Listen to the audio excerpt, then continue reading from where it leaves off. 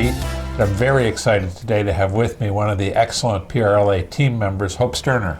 Hope, thanks for taking the time to be here today. Thanks for having me. So Hope, let's talk a little bit about what you do with the association. Okay. I may ask you a few questions about your background and then maybe about some of the goals you have for 2016. So starting with, how did you get here? So I started about 12 years ago with the association. I came in to help out the office as a receptionist, and I've grown through different positions in the association. And so I've worked in membership, I've worked in accounting, obviously worked with events, and landed myself in ServSafe land. And now I'm the director of education. As director of education, what are some of the key things that you do? As we talked about, I do work with the ServSafe classes. I work with the management of the classes, the promotion. Also work with ServSafe product sales in the state, helping to make sure that the product is being used across the state, and working with the inspectors to help our members with any issues they may be having within their organization. Recently, we have brought on a high school curriculum called ProStart.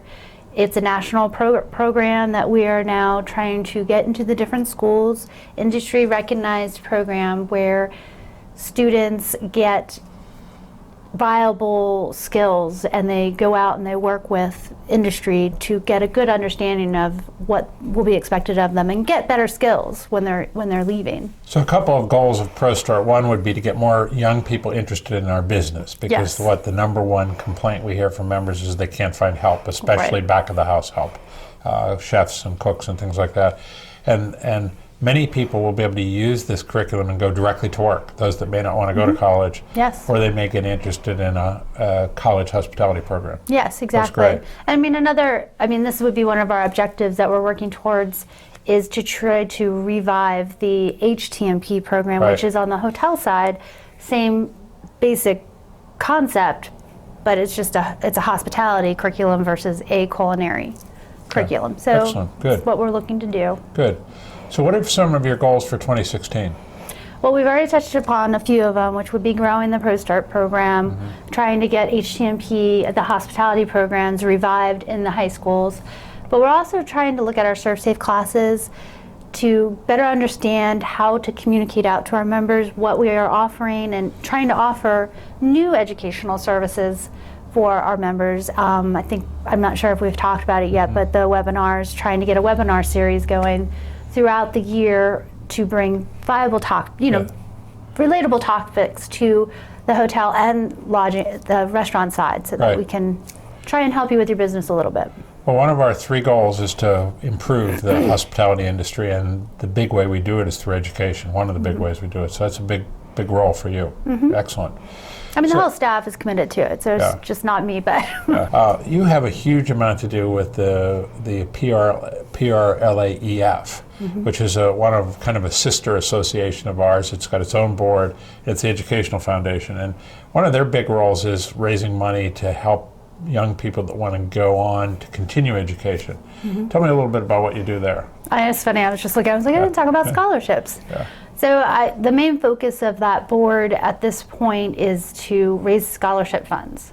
So I help work with the boards to make sure that the funds are getting in, and that we're saving money to make sure we have money for future, and that we're accounting for the money properly. So I work with bringing the scholarship applications in, organizing it, sending them out for review, and then the coordination of communicating it out to the different schools and Department of Education to make sure that the students understand that scholarships are available through our organization. About how many scholarships a year does the PRLA give out, or do they award? 20 to 25. 20 to 25 a year. And what's very nice is the national organization on the restaurant side, National Restaurant Association Education Foundation, has been doing a matching scholarship with us, so it's actually helped us to even award more money. That's great. Than we ever were doing before. So Hope, if there was 1 or 2 challenges that you could place to our members concerning your area, the area of education and all the other things you do, what would you challenge our members to do?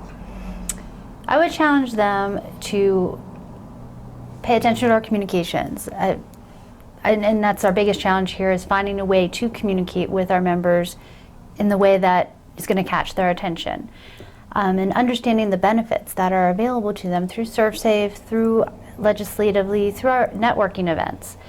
I'd also challenge you to read what's being sent out to you. We have great awards programs that we don't get very many nominations for, scholarships. We don't, we get a lot of people through the schools, but not necessarily through the businesses. So just challenging you to pay attention to what we're sending out and read what we're saying, and then coming back to us and telling us if you want to hear it a different way so that we make sure we can do it.